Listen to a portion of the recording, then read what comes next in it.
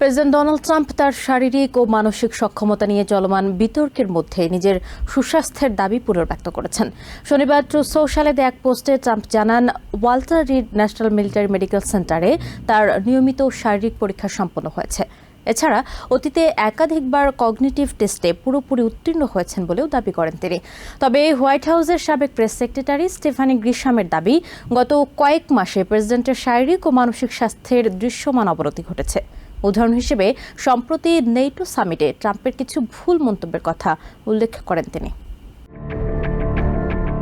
New York টাইমসের দুই সাংবাদিক ম্যাগি হেবারম্যান এবং জোনাথন সোয়ান সম্প্রতি প্রেসিডেন্ট ডোনাল্ড ট্রাম্পের ক্ষমতায় ফেরা নিয়ে রেজিম চেঞ্জ নামের একটি বই প্রকাশ করেছেন।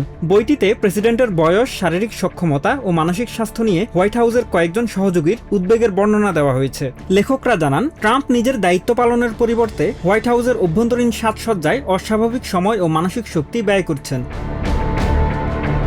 তাদের দাবি, বয়সের কারণে ট্রাম্পের কথা বলার ভঙ্গিতে অনেক পরিবর্তন এসেছে। যদিও সাক্ষাৎকারে দুই সাংবাদিকের সাথে কথা বলার সময় তিনি পরিচিত ট্রাম্পের মতোই ছিলেন। শনিবার সামাজিক মাধ্যমে দেয়া এক পোস্টে বইটি নিয়ে তীব্র প্রতিক্রিয়া ব্যক্ত করেছেন প্রেসিডেন্ট ট্রাম্প। বইটিকে কৌতুক হিসেবে উল্লেখ করে এর 90% তথ্য ভুয়া বলে দাবি করেন তিনি। এছাড়া দুই সাংবাদিকের কড়া সমালোচনার পাশাপাশি তিনি হেবারম্যানকে ব্যর্থ এবং তাদের লেখা বইটিকে আবর্জনা হিসেবে অভিহিত করে এটি না কেনার জন্য সবার প্রতি আহ্বান জানান।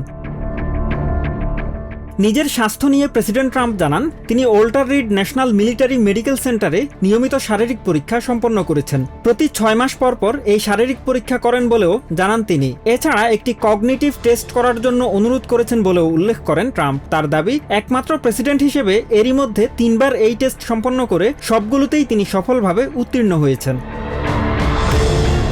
এদিকে হোয়াইট হাউসের সাবেক প্রেস সেক্রেটারি এবং ফার্স্ট লেডি মেলানিয়া ট্রাম্পের সাবেক chief of staff Stephanie Grisham president ট্রাম্পের শারীরিক ও মানসিক স্বাস্থ্য নিয়ে উদ্বেগ প্রকাশ করেছেন। শনিবার MS নাওকে দেওয়া সাক্ষাৎকারে তিনি জানান, ট্রাম্পের সাম্প্রতিক কিছু মন্তব্য এবং বর্তমান শারীরিক ও মানসিক অবস্থা দেখে মনে হচ্ছে তার স্বাস্থ্যের যথেষ্ট অবনতি ঘটছে। Mahmudul Hasan, TVN 24 news desk. New York থেকে সম্প্রচারিত TVN 24 টেলিভিশন বিশ্বজুড়ে বাঙালির কণ্ঠস্বর।